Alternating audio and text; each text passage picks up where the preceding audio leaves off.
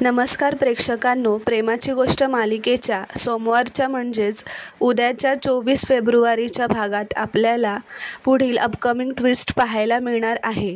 पण त्याआधी जर तुम्ही माझ्या चॅनलवर नवीन असाल तर चॅनलला प्लीज सबस्क्राईब करा। तर प्रेक्षकांनो, प्रेमाची गोष्ट मालिकेच्या सोमवारच्या म्हणजेच उद्याच्या भागात आपण बघणार आहोत की आता सावनीने तर सागर व सईला दोघांना आपल्या जाळ्यात फसवण्यासाठी चांगलाच प्रयत्न केलेला असतो।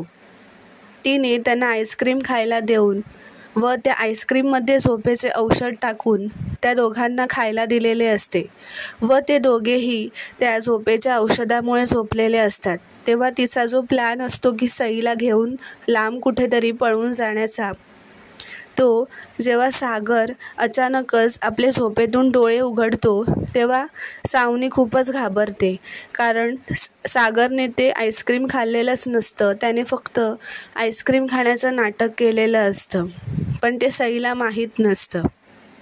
आणि सागर अचानकच झोपेतून उठतो व ती घाबरते। तो म्हणतो की मला माहिती होतं तू असं काहीतरी करणारच, म्हणून मी तू दिलेला आईस्क्रीम खाल्लंच नाही, कारण जेव्हा तू मला बाहेरून खोलीत बोलावलंस की सई झोपत नाही आहे, तू आतमध्ये ये, तेव्हाच मला कळलं होतं की तुझा काहीतरी हा प्लॅनच असणार आणि मला तुझा प्लॅन सक्सेसफुल व्हायला द्यायचा नव्हता। तर मित्रांनो, आपण सोमवारच्या भागात बघणार आहोत की आता कोळी कुटुंबाची नंदी महाराजांची मूर्ती तर सावनीने चोरलेली असतेच, त्यामुळे कोळी कुटुंब खूपच दुःखी व निराश झालेले असते। पण आता मुक्ताला हे काही अजून बघवत नसतं। ती ठरवते व इंद्रा कोळी हिला सांगते ठामपणे की घरचे देव आणि घरची लेक नक्की घरी परत येणार। आणि आता मुक्ता हिला सावनीचा खूपच राग आलेला असतो, कारण आता तिने देवाचाही विचार न करता देवाच्या मूर्तीची ही चोरी केलेली असते। तेव्हा सागर व मुक्ता दोघेही सावनीच्या घरी जातात।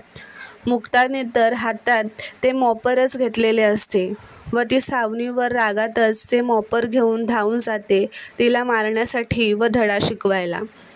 मुक्ताने आता कालीमातेचं रुद्ररूपच घेतलेलं असतं, सावनीला बेडवर पाडलेलं असतं जोरातच व तिला मारण्यासाठी ती तिच्या अंगावर धावून जाते। तिचं हे रुद्र रूप पाहून सावनी खूपच घाबरलेली असते, रडत असते।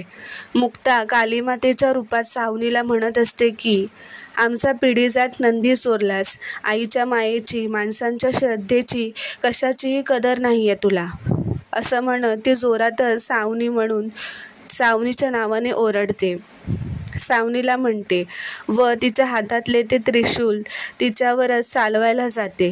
सावनी मात्र खूपच घाबरून रडू लागते, कारण तिला काहीच कळत नसते। ती मुक्ताचं हे रुद्ररूप बघून खूपच घाबरते।